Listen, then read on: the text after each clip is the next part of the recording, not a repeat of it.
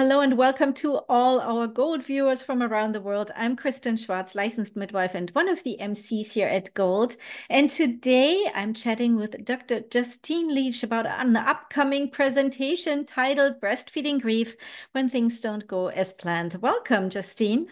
Oh, thank you so much for having me here and for having me speak. It's exciting. Wonderful. I can't wait for your presentation. It is such a topic, such an emotionally Mhm. charged topic, right? And we're gonna go in that into just one moment here. But first, I would like to know a little bit more about you, Justine. Give us a little overview of your professional journey. Sure. I came into this world as a parent. So initially, I was having my children, and I thought before I entered into the world of birth and trauma that I was going to be an academic. I was doing a Mm, PhD.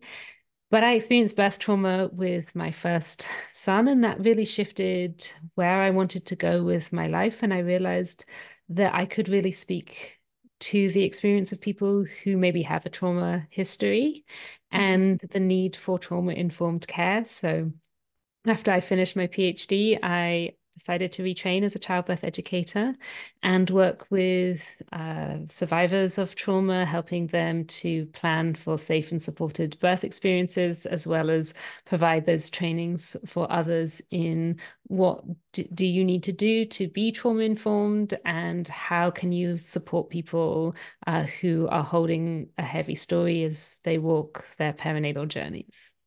Beautiful. Where can our listeners reach you if they're interested to learn more about these programs? Sure. The best place would be through Resilient Birth. So our website is www.resilientbirth.com. And you can also just reach out to me via email at info@resilientbirth.com. And I can connect you up because we do have some really lovely training opportunities. And we recently launched a course that's really exciting on what's called Trauma Informed Fundamentals. And it's really about understanding what trauma is Mm. and how it manifests in the perinatal period. Beautiful. Thank you for sharing that. Now let's talk about your presentation here at Gold, Breastfeeding Grief When Things Don't Go as Planned. And this is also very near and dear to your heart Mhm. because I believe you're sharing a little bit about your own story there. Yeah, that's right. When I started this presentation, I almost hadn't realized how much of what I was going to say was going to be about me. And then as I was preparing it, I actually realized that the story of my own journey through trying to breastfeed and struggling with breastfeeding with my second was actually a really key component of what I wanted to share because I had had such a difficult time. And it was at the time really devastating Mhm. when I did, in the end, decide that I wasn't going to continue with that journey. It is, when I read the title of your presentation, Breastfeeding Grief and Things Don't Go as Planned, it really, it really touched me because for the first, when I'm looking at this going like, wow, this was my own journey Mm, too. And for the first time, I feel like I can talk about, this is being addressed. mm, I can listen to this, I can talk about it. It's not just something that is being pushed under the rug anymore, because, so many people say, "What? Wow, why are you grieving? You have a beautiful baby and healthy, What's the big deal?" Or on the other side, where they're saying, "Well, you should have tried harder. Maybe you just didn't try hard enough. What you mm. did, right?" And so there is all this push and pull of guilt, shame, and grief all mixed in together. And that can affect you for decades. My children are now 20 and 17, and I'm still thinking about this, that I failed in some capacity as a parent.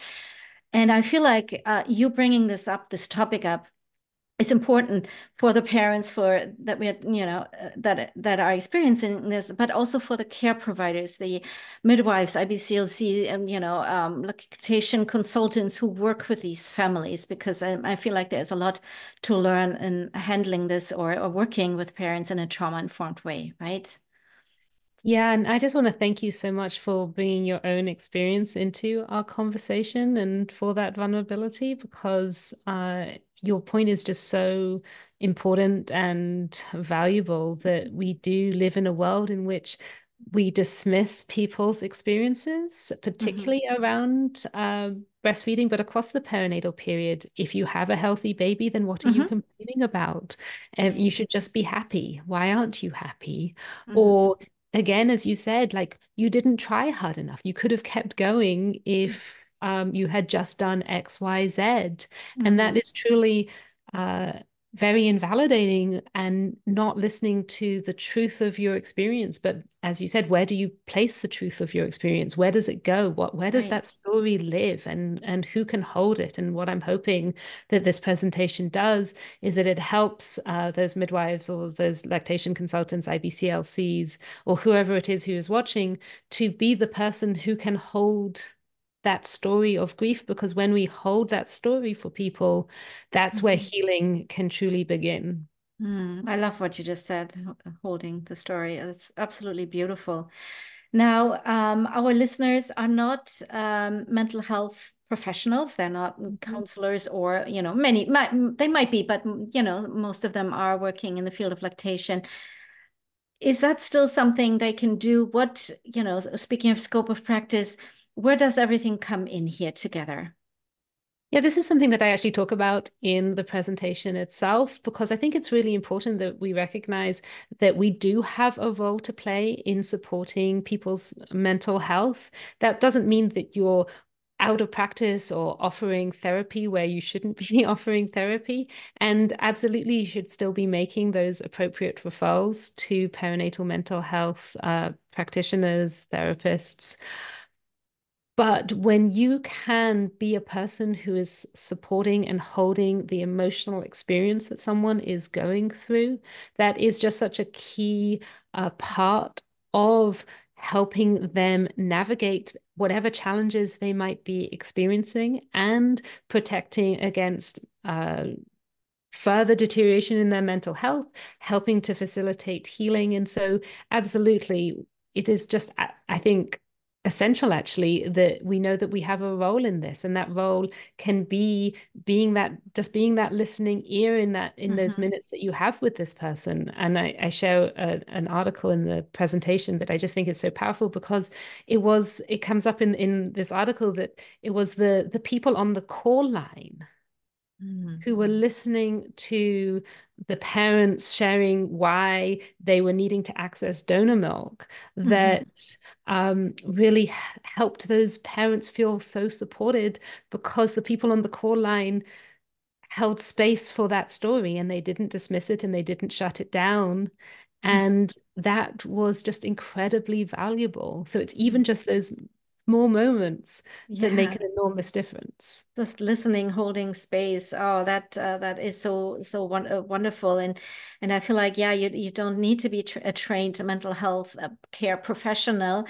That anybody can do that, right? As you Mhm. mentioned, somebody on the call line, somebody, so we all can play that role, be that person, be that provider who does that and hold space, Mhm. and instead of in jumping in and trying to fix things Mhm. and jumping into action, maybe taking a step back and just listen and let the story unfold and holding space. Yeah, absolutely. Because when we jump in, just as you said, when we jump in with action, we maybe actually misread what is going on. When we listen first, that's when we really can understand, where is this person at? What do they want? What are they Mm-hmm. seeking from their interaction with me?